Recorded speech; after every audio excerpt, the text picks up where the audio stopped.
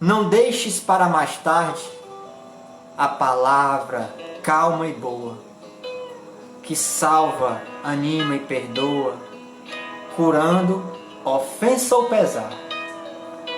Talvez muita gente esteja na pauta do que te digo, pedindo-te um gesto amigo que não se deve adiar. Às vezes, num só abraço, numa frase ou num sorriso, temos nós o que é preciso em qualquer reparação. Faze agora o bem que possas, não guardes para outro dia. Bondade semeia e cria vida nova ao coração. Haja o que houver em caminho, não guardes ressentimento. Todo minuto é momento de ajudar e recompor. Não apontes nem lastimes a incompreensão que te alcança. Para quem segue a esperança, Deus é a presença do amor. Do Espírito Maria Dolores, psicografado por Francisco Cândido Xavier. Esse poema nos traz um alerta de não deixarmos para mais tarde, nem para mais tarde, imagine para amanhã, para o próximo mês ou para o próximo ano, as coisas boas que nós já conquistamos. Cada um de nós, meus irmãos, não se engane. Temos uma palavra de fé, que a bondade se alia, uma nota de esperança, um momento de alegria, uma ligeira oração em nome da caridade, um sorriso que coloque qualquer pessoa à vontade, um olhar de simpatia, uma simples gentileza, um ato de proteção que defenda a natureza. Cada um de nós podemos ter uma frase de otimismo, um só aperto de mão, um minuto de socorro que nos toque o coração.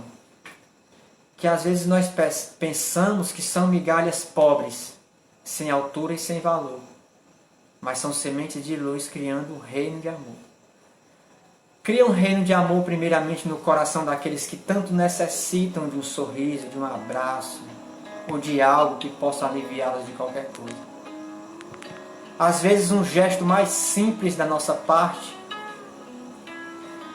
evita um suicídio, evita um crime.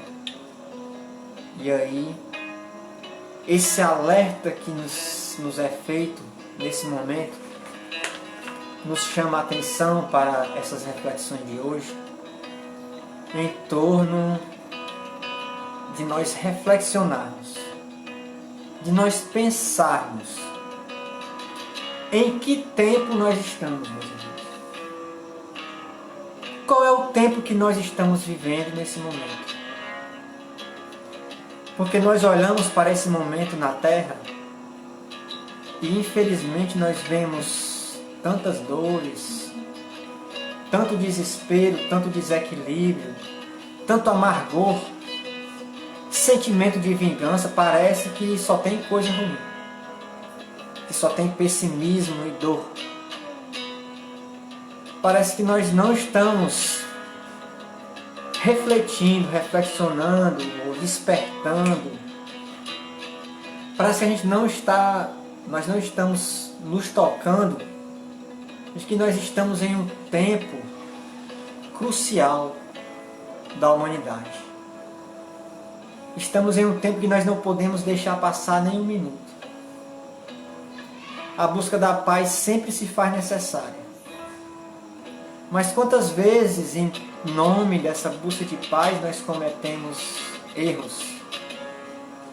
Nós machucamos, nós ferimos, nós colocamos a nós mesmos em situações doloridas. Porque a pergunta que nós devemos fazer nesse momento a nós mesmos parece que é a fala geral das pessoas. Como o tempo está passando rápido. Por que o tempo parece estar passando tão rápido, né, entendeu? A gente vê a sexta-feira, pouco mais é domingo. E a gente fica se perguntando o que foi que nós fizemos. Porque para mim foi ontem de manhã para mim, que a gente estava lá na casa de oração, na entrega de sexta. Hoje é sexta-feira. O tempo está passando rápido e nós não estamos perguntando por que isso está acontecendo e o que é que nós estamos deixando construído nesse tempo que está passando tão rápido. E aí faz-se necessário perguntar. Essa pergunta nós temos que fazer a nós mesmos. Ontem, nas reflexões do TE, na casa de oração, que para quem nos acompanha e não sabe ainda, nós já voltamos aos trabalhos com todos os cuidados necessários,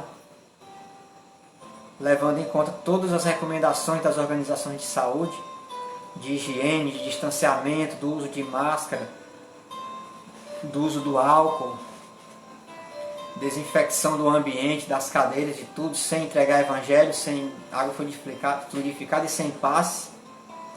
E ontem o Léo deixava uma questão para nós que estávamos lá, para que nós pudéssemos pensar daqui até segunda-feira, ou terça, ou na próxima quinta, fazemos essa pergunta.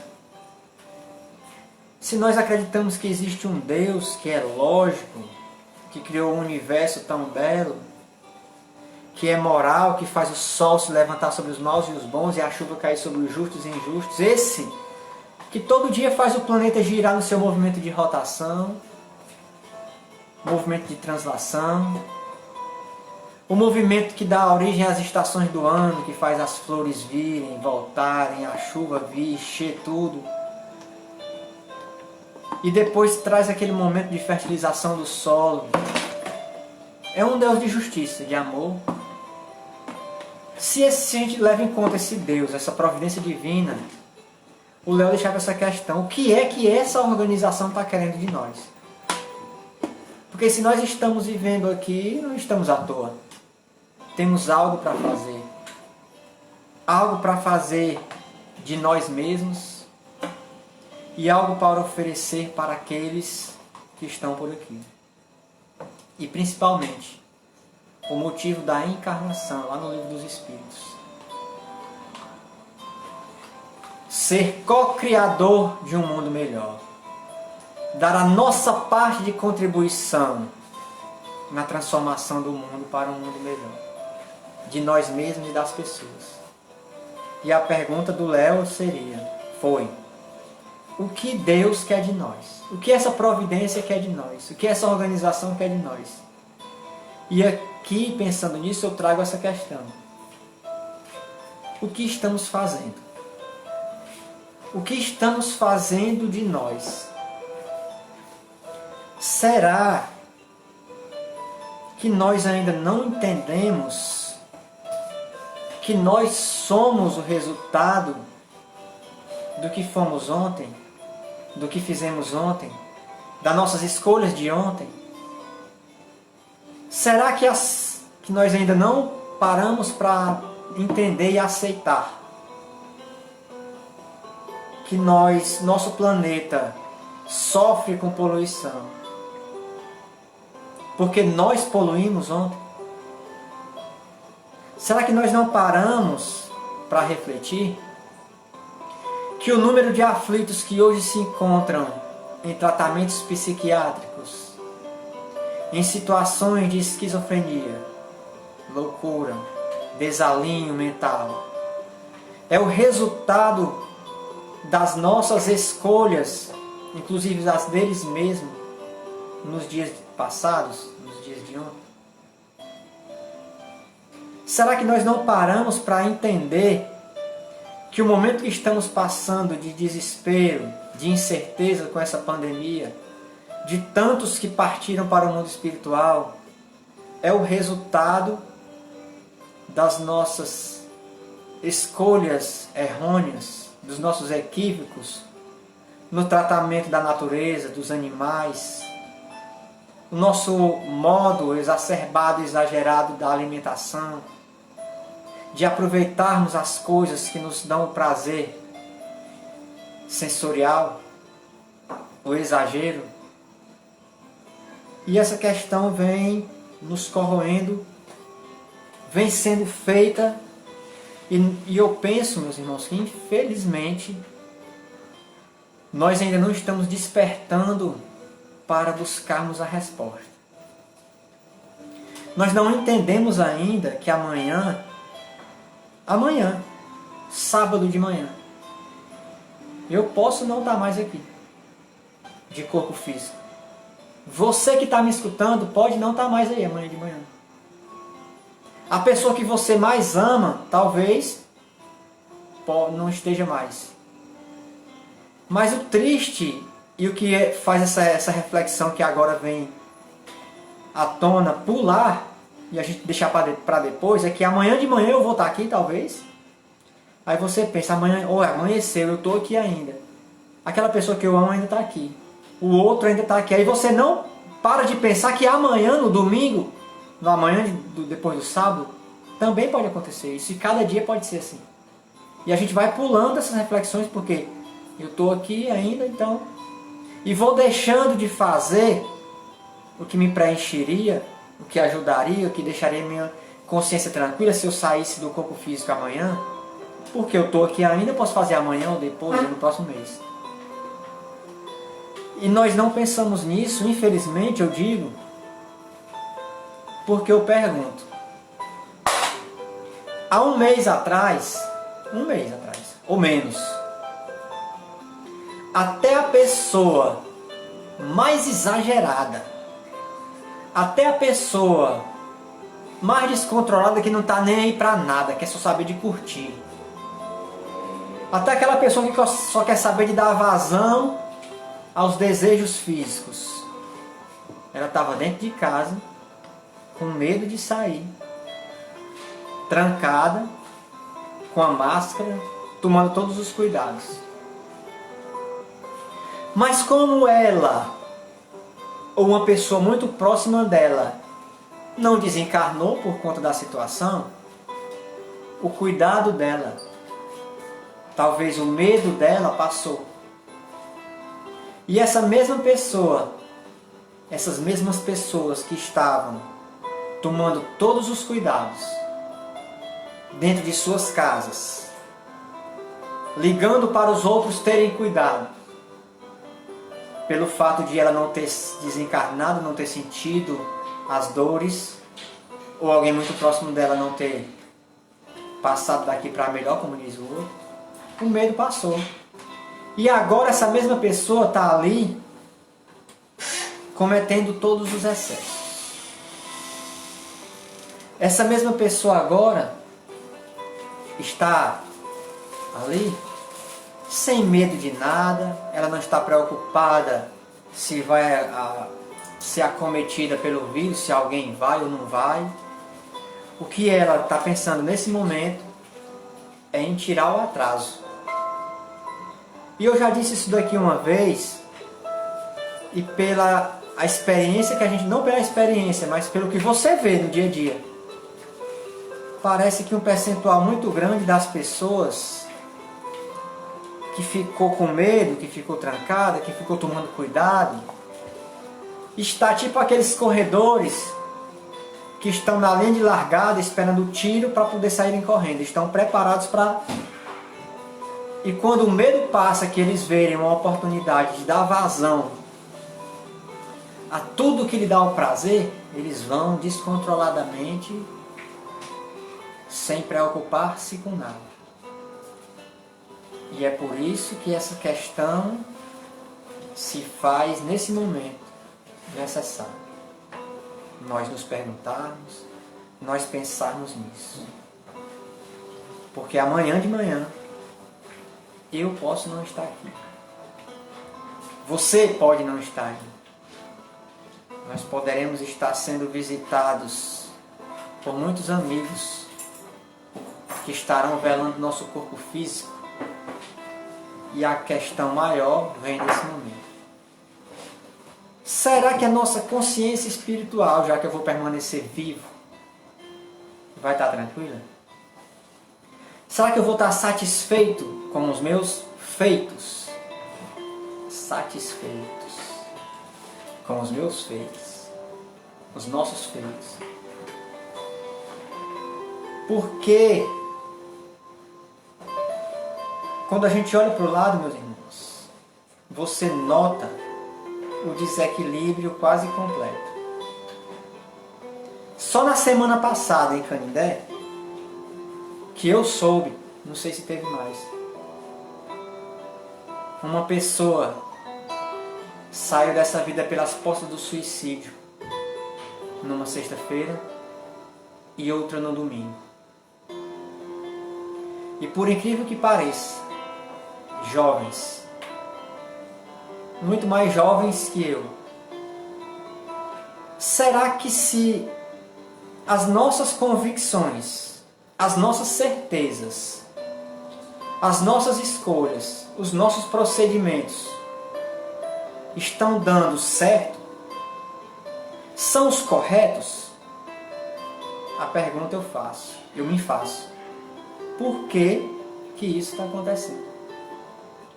Por que cada dia mais pessoas vão ao psiquiatra? Por que cada dia mais pessoas se suicidam? Porque se tudo que nós estamos fazendo não precisamos mudar nada, as nossas atitudes? Porque mais e mais pessoas diariamente estão ansiosas, estão depressivas? Eu acho que deveríamos nos perguntar: será que a fé está dando certo? Será que a fé que nós temos, ela está realmente nos ajudando nesse momento? Fica uma questão que o Espiritismo aborda. Porque até então, todas as religiões conectam fé com religião. Os movimentos religiosos conectam fé com religião. E as religiões têm um conceito de fé que significa, se você traduzir, acreditar. Mas será que todas essas pessoas acreditam nesse Deus que salva ou que livra desse momento? Eu acho que não, porque se acreditasse, essa fé funcionasse, essa fé de acreditar, a pessoa teria como se sair desse desespero que leva a pessoa a um ato extremo de tirar a própria vida, de desistir da própria existência. Se esse acreditar funcionasse para essa imensidão de pessoas que entram no processo de alienação mental profundo, os quais muitos não conseguem voltar, da loucura, isso teria sido evitado. O Espiritismo traz-nos um conceito de fé que é muito importante vocês procurarem no capítulo 19, ler, estudar, refletir, reflexionar, compreender o capítulo 19 por completo. Capítulo 19 inteiro.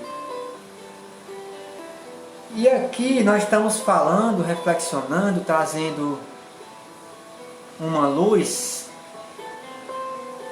apenas em um parágrafo do item 12 do capítulo 19, que é intitulado Fé Divina e Fé Humana. Fé humana e fé divina. Porque ele vai dizer, meus irmãos, que mesmo que você não seja religioso, mesmo que você não tenha uma religião propriamente dita, que você mesmo não acreditando em Deus do jeito que as religiões mostram Deus, mesmo você não acreditando em Jesus do jeito que as religiões pintam Jesus, nos santos ou nos espíritos superiores, ou seja lá em quem for, você é capaz de ter uma fé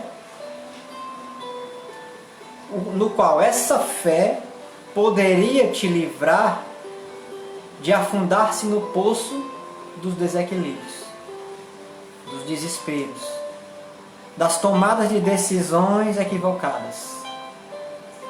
Essa fé que o Kardec traz aqui, com as reflexões de outros espíritos, que ele nomeou lá de fé humana.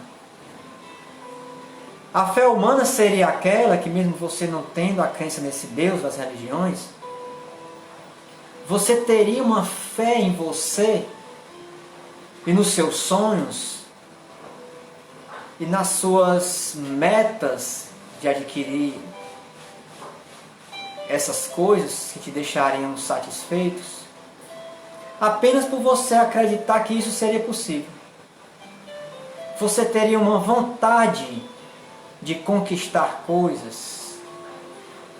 Você teria uma vontade de sair de situações de dificuldades. Mas tem um porém.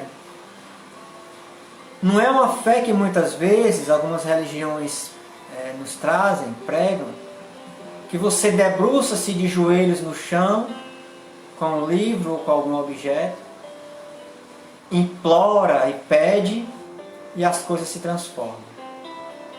Essa fé humana, pelo contrário, é uma fé que, por você acreditar que você é capaz, porque você talvez tenha visto alguém que estava na situação igual a você, e saiu e conquistou e se reequilibrou, você pensou, eu tenho fé que eu vou conseguir também. Mas de repente você pensa, será, já que você não acredita numa fé que é essa fé de religião, que você tem que, sei lá, orar e cair de joelhos e rezar para que as coisas se transformem, você pensaria diferente. Já que a sua fé é humana, você pensaria, se tantas pessoas conseguiram, por que eu não consigo? A única questão é, eu preciso me erguer. Eu preciso arregaçar as minhas mangas e colocar as minhas mãos a obras. Eu preciso sair desse estado de inércia e trabalhar, porque eu quero conquistar. Eu preciso deixar de ficar trancado no quarto, lamentando, lastimando a minha situação e colocar-me no caminho dos afazeres. Eu preciso dar um esforço de mim mesmo, seja baseado naquela música que você escutou, que dizia, é hora de vencer. Você pode escalar as montanhas. Você pode, seja no que for, ou no exemplo de alguém que você viu, que conquistou, que saiu. E você não precisaria tanto de uma fé tão profunda, baseada em alguma religião, para que você pudesse sair dessa situação. Você entenderia então que pelo seu exemplo, você poderia levar esses entendimentos, essas compreensões a outras pessoas. Todavia, a fé religiosa,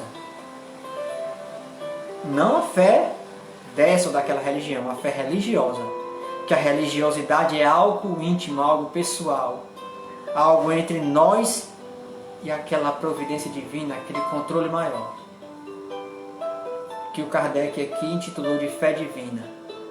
Quando conectada de maneira racional, quando conectada de maneira em que tem uma lógica, em que o seu discernimento possa aceitar, a sua razão possa levar em conta, quando você junta com essa fé humana, aí sim, você fica invencível, imbatível. Porque você tem a fé humana que pode te deixar na mão numa hora da incompreensão de uma coisa. E nesse meio desse vazio, a fé divina vem trazer uma lógica. Uma lógica que a fé humana parou. Pelo seu discernimento, pela sua razão, você precisa entender. Não é apenas acreditar, não, tenho que ter a fé religiosa, não. A fé raciocinada é aquela que pode encarar a razão face a face em todas as épocas da humanidade. Se você compreendeu essa fé divina, lógica, que a sua razão aceita, quando a sua fé humana travar e você se agarrar e juntar as duas, o raciocínio das duas, a lógica das duas, aí você vai se tornar invencível. E aí, meus irmãos, a questão é, será que essa fé tem a ver com religião? É hora de quebrarmos os grilhões desses nossos amarras que nos deixam limitados. E hoje eu vejo alguns irmãos, ex-pastores evangélicos, ex-padres, ou mesmo outros que ainda se encontram em seus respectivos movimentos religiosos, que recorrem ao Espiritismo, à lógica do Espiritismo, para se saírem do fundo de poços. São tantos os casos de irmãos que estavam em situações deploráveis, de inaceitação deles mesmos, de revolta, que quando se depararam com o raciocínio espírita, se reergueram, conseguiram se reerguer com a lógica que o ensinamento de Jesus traz, sem dogma, sem misticismo. E nem necessitaram muitas vezes abandonar os seus movimentos religiosos, porque o Espiritismo não precisa disso. O Espiritismo só faz-nos um alerta. O que a vida quer de nós?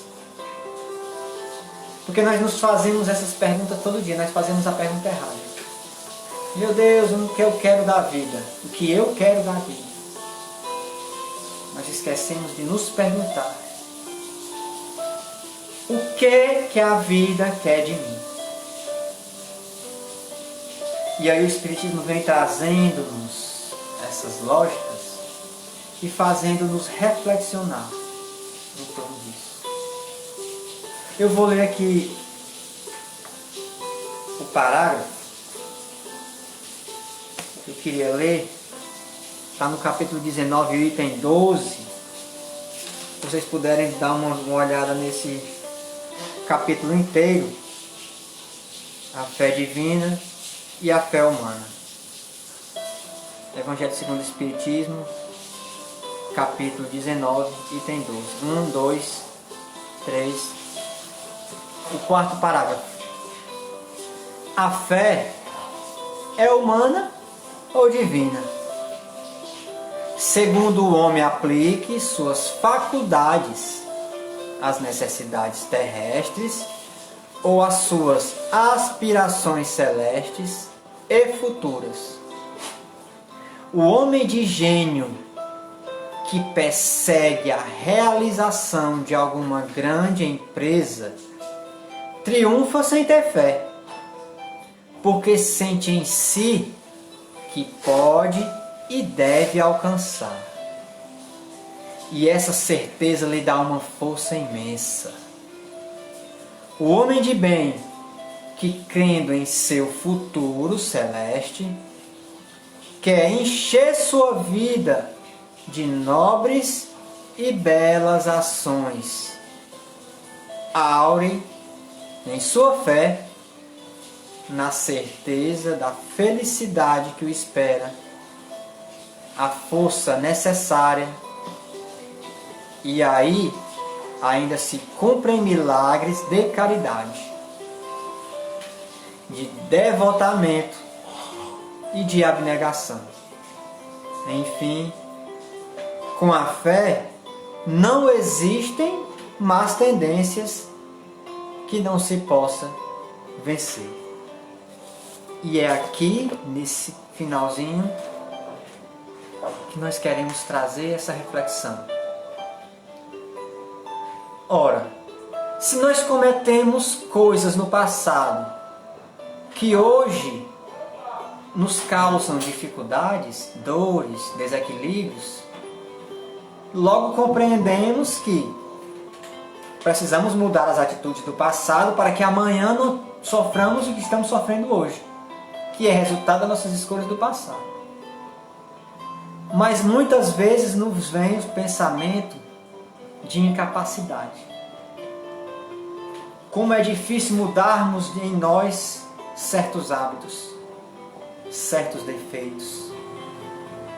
E o homem que entende essa fé, para ele, nada disso é impossível.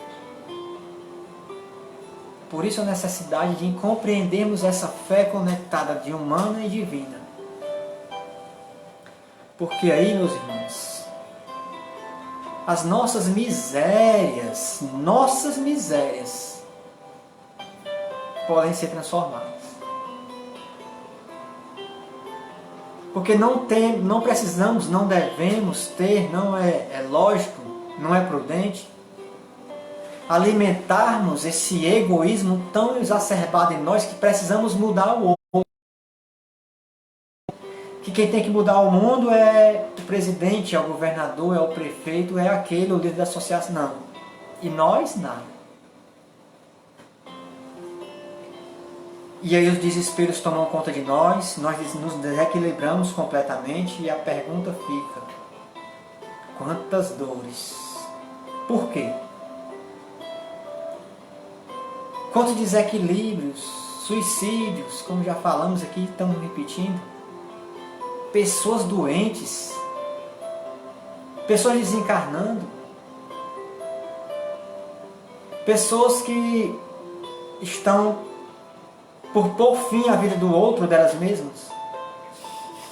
E o desespero geral toma conta do mundo. E vem uma pandemia, que é como se fosse um alerta, uma luz vermelha que fica bam, bam, bam, e ninguém está nem aí para ela. E dentro dessa loucura mundial de pandemia, dentro desse equilíbrio contextualizado da pandemia, hoje, aliás ontem, vendo uma reflexão da Ana Teresa, no momento de oração, eu parei para pensar numa coisa. Ela estava falando do momento da loucura da pandemia, do que está levando por causa das pessoas, colocando todo mundo num furacão descontrolado. E me veio um pensamento. Dentro dessa grande coisa, imaginemos, aliás, a infinidade de pequenos sofrimentos que tem no meio. De pequenos desequilíbrios, de pequenas pandemias que tomaram conta de pessoas, de famílias, de cidades, de ambientes de trabalho, de grupos sociais, porque a gente olha para o todo. Mas no Evangelho segundo o Espiritismo tem uma reflexão que nos faz pensar nisso, intitulada Os Infortúnios Ocultos. Porque todo mundo está vendo os infortúnios, a miséria generalizada que a gente vê de longe, a olhos grossos, a olho nu. Mas é como se você olhasse para a pandemia geral do mundo, no microscópio, e aí você vai ter uma dimensão dos infortúnios ocultos que tem. E a gente não está dando conta. E a nossa falta de reflexão, nossa falta de pararmos para pensar nisso, está fazendo assim com ela. Estava aqui, aí está numa espiral sem fim. Em vez da gente estar reduzindo, nós estamos expandindo. E aí a reflexão do Evangelho nesse momento entra para pensarmos nisso. Essa reflexão de hoje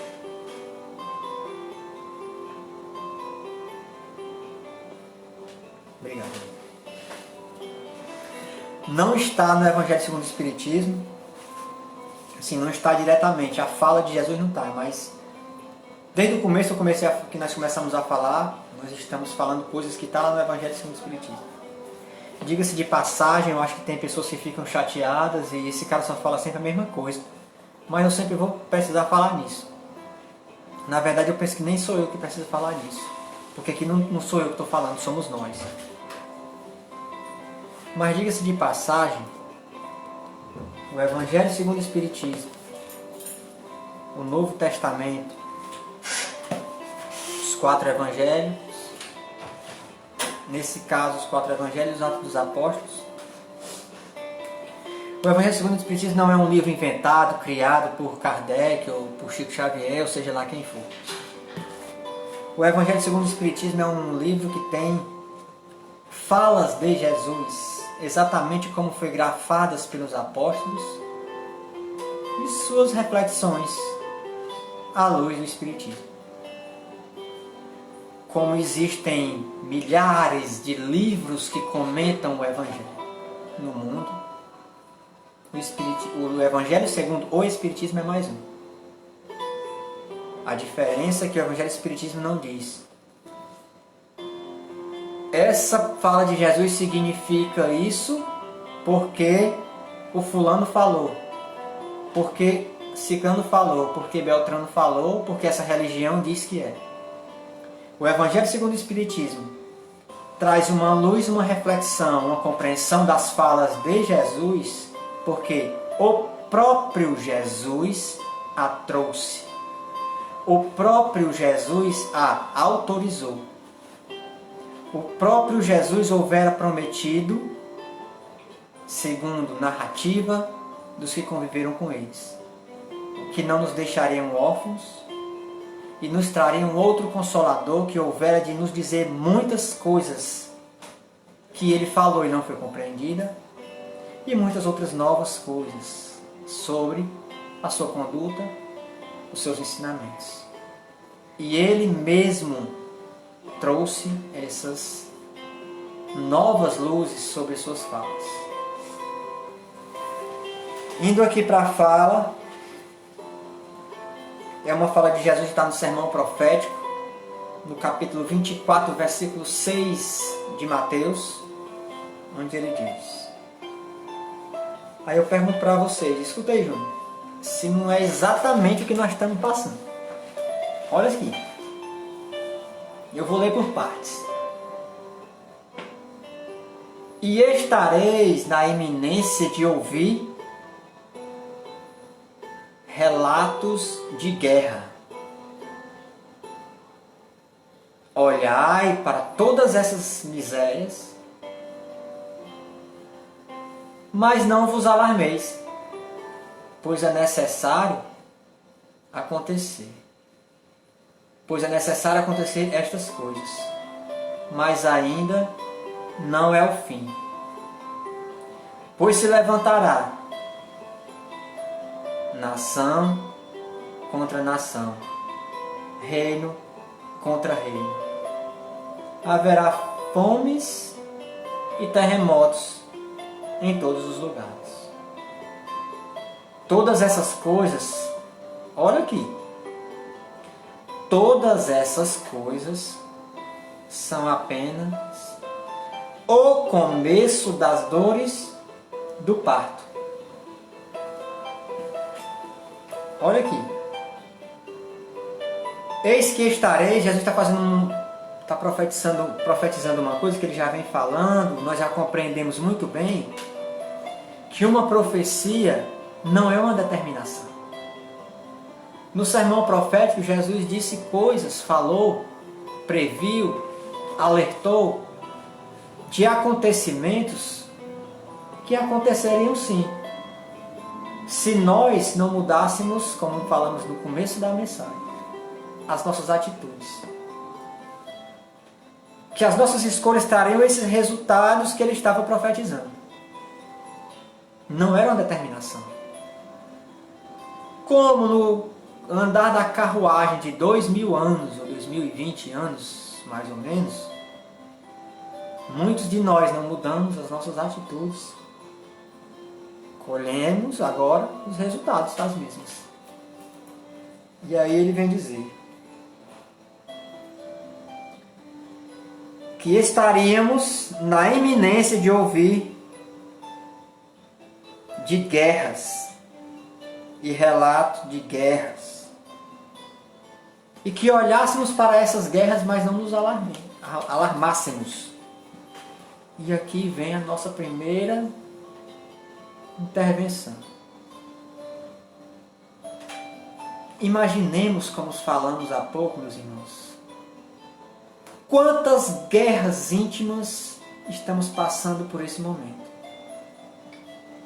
Primeiramente, sofremos uma guerra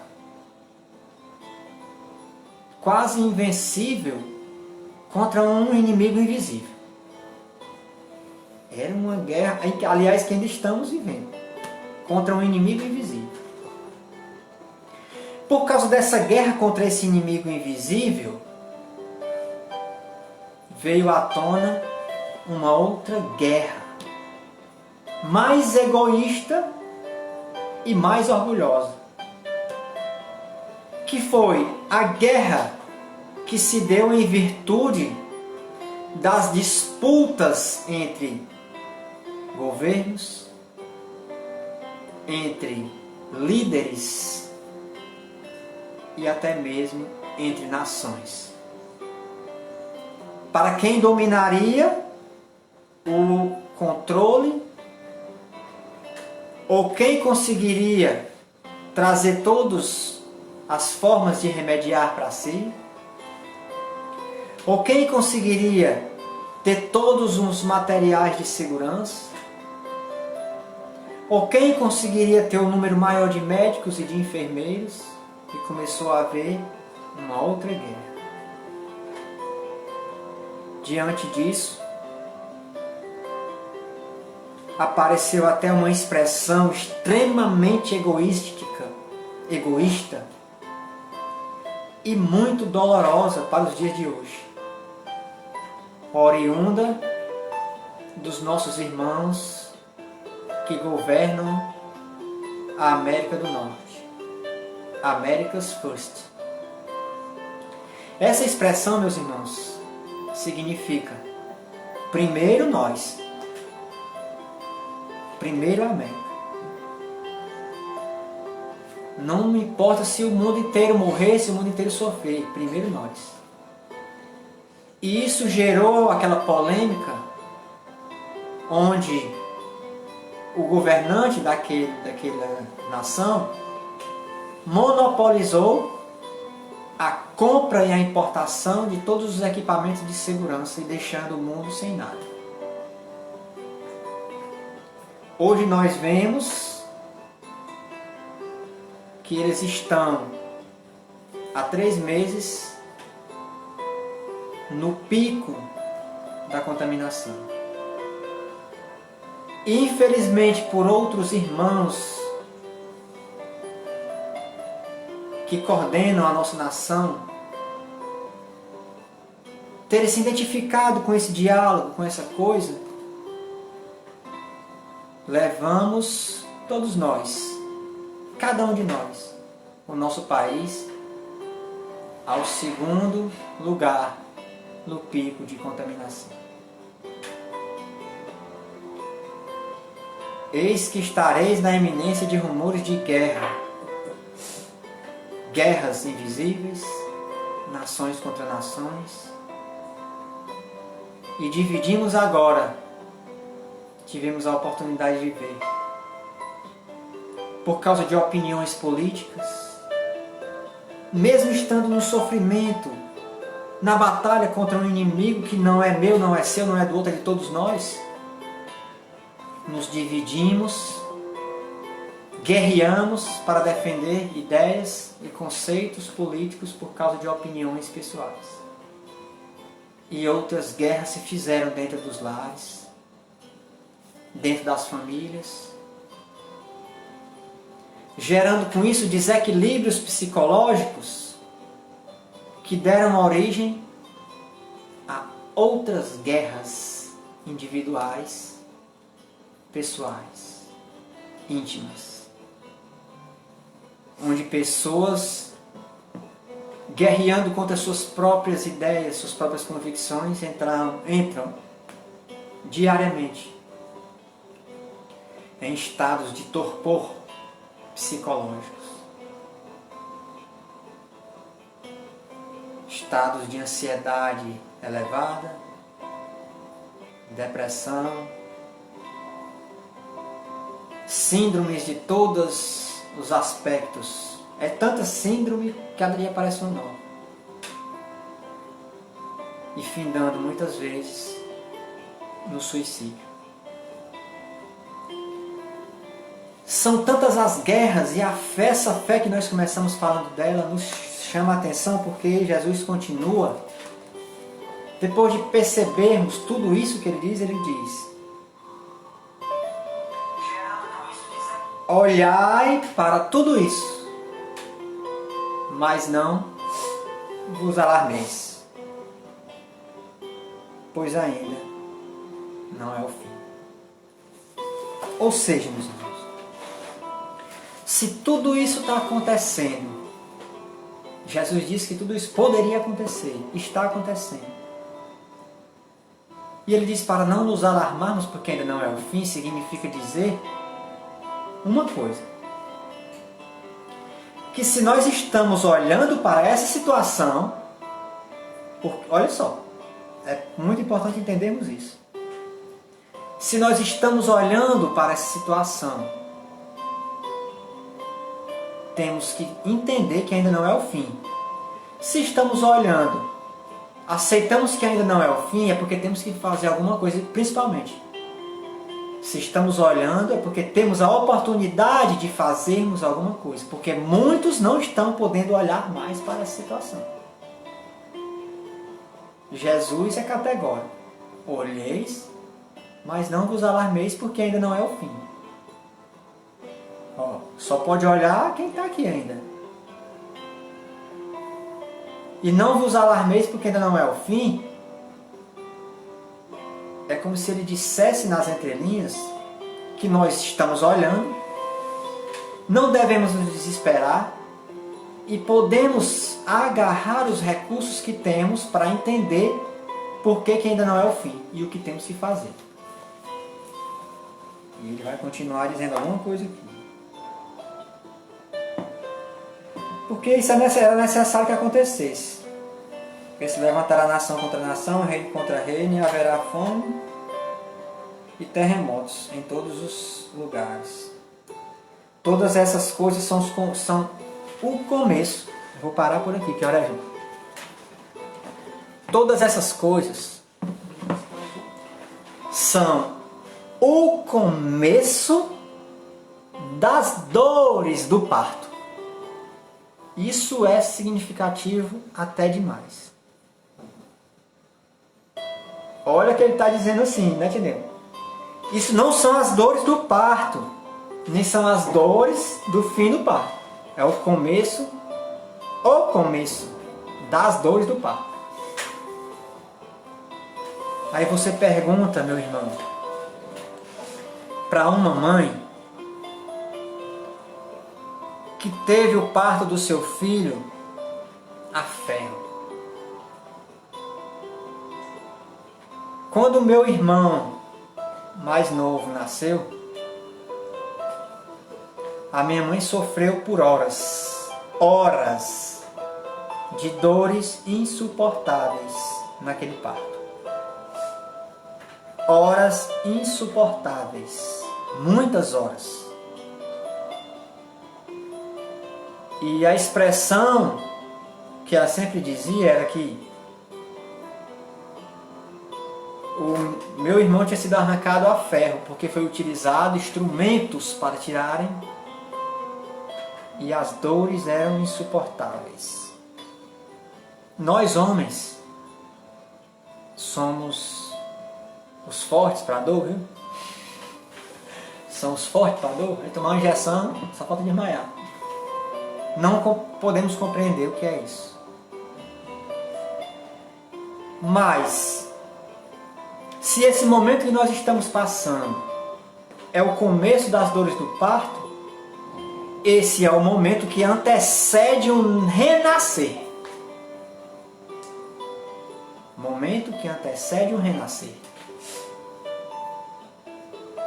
Ora, estamos tendo a oportunidade de renascermos, cada um individualmente, para que uma nação renasça.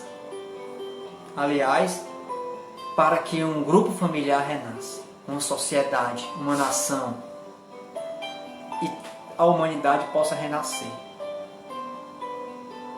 Precisamos compreender que esse é um momento em que devemos despertar para esse novo renascer. Essas dores são prelúdios de um nascimento, como diz Tim Vanessa na música Aurora. A terra sofreu dores convulsivas, verteu lágrimas, rangeu dentes, mas gestou-se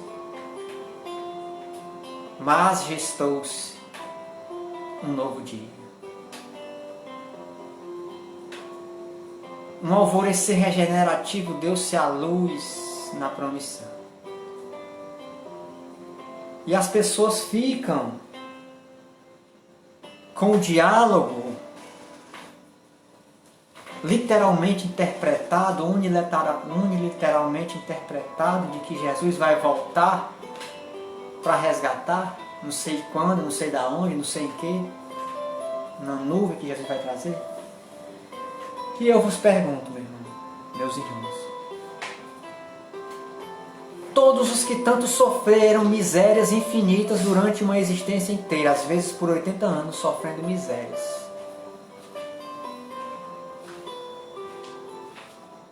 é só lá que Jesus vai dar o mel, o maná dos deuses? Será que essas dores do parto que antecedem esse renascimento não nos chama a atenção para que a conduta de Jesus, sem fala religiosa, sem diálogo místico, para que o modelo Jesus, o modelo limpo e seco, vai lá, lê o modelo Jesus, todas as suas nuances, minuciosamente, você é ateu, você não importa o que você é, olha para Jesus, tira todos os seus conceitos de religiões, de fé, olha para Jesus íntegro. E me diga, se você incorporar esse modelo, não seria um renascimento? Se não seria uma volta de Jesus em você, em nós? Jesus voltaria em mim, voltaria no outro, e no outro, e no outro, de repente ele voltaria no mundo, porque ele deixou bem claro: todos os meus discípulos, aqueles que vão dar testemunho de mim, serão conhecidos por uma característica. Uma característica. Serão conhecidos por muito se amarem. E aqui, infelizmente, uma reflexão um pouco pessimista. Se eu julgar, se eu tentar entender que as infinidades de religiões, se eu pensar assim, meu Deus, para qual lugar eu vou? Eu quero seguir Jesus, então eu vou para lá, vou para lá, vou para o outro. Se eu entender isso que Jesus disse, se eu me lembrar disso, que os meus discípulos serão conhecidos por muitos se amarem, eu não vou conseguir escolher ninguém. Eu não vou conseguir escolher nenhuma instituição. Porque a grande maioria esmagadora das instituições, aliás, eu refaço o que eu disse, são uma ou duas instituições religiosas que tem esse caráter de religiosidade pelo meio, que eu vou conseguir escolher. Porque 99,9% não dão testemunho de que amam uns aos outros. Não dão. E esse alerta, esse chamado ao renascimento é individual, é íntimo. Então, para finalizarmos, meus irmãos, olhemos para dentro de cada um de nós primeiramente. De coração sincero e alma generosa eu vos peço. Olhai hoje como você nunca olhou para você. Olhai hoje para você como você nunca na sua vida ousou pensar que você era isso, que você era aquilo, que você era capaz de fazer isso, que você era capaz de ter feito aquilo. E pensa. Ainda não é o fim. E eu posso regenerar a minha vida e a dos que estão ao meu redor. Se eu não puder regenerar a vida daqueles que estão ao meu redor, porque eles não querem, não vai ser porque eu deixei de me esforçar. Não vai ser porque eu deixei de dar o meu melhor. E aí, meus irmãos, essa fé humana junto com essa fé divina fará de você um super-herói imbatível.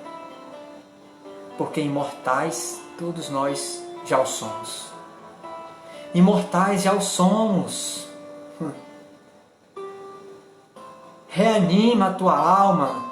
Já somos imortais. O que é esse momento que estamos vivendo? Esse momento que estamos vivendo não é nem um milésimo de segundo na eternidade. Diante das nossas possibilidades imortais que temos, que sofrimento é esse? É o sofrimento que nós potencializamos, que nós engrandecemos por nos recusarmos a ouvirmos Jesus, por nos recusarmos a ouvirmos as nossas consciências, por nos recusarmos a colocar pés e mãos ao dispor do amigo de Nazaré, do amigo generoso que, abandonado, negado, traído, julgado, torturado, crucificado e morto, não desanimou, não odiou, não negou, não traiu, não abandonou, mas disse: Pai, perdoa, pois eles não sabem o que estão fazendo. Mas eu gostaria de dizer agora que não podemos mais nos esconder atrás desse Pai, eles não sabem o que fazem. Porque todos nós, cada um de nós agora, 2000 anos depois, já conhecemos muito bem a Jesus, ao seu mandamento e o que devemos fazer. E se errarmos agora, será por livre e espontânea escolha. E não com a desculpa de que não sabíamos. Portanto, meus irmãos, tenhais fé.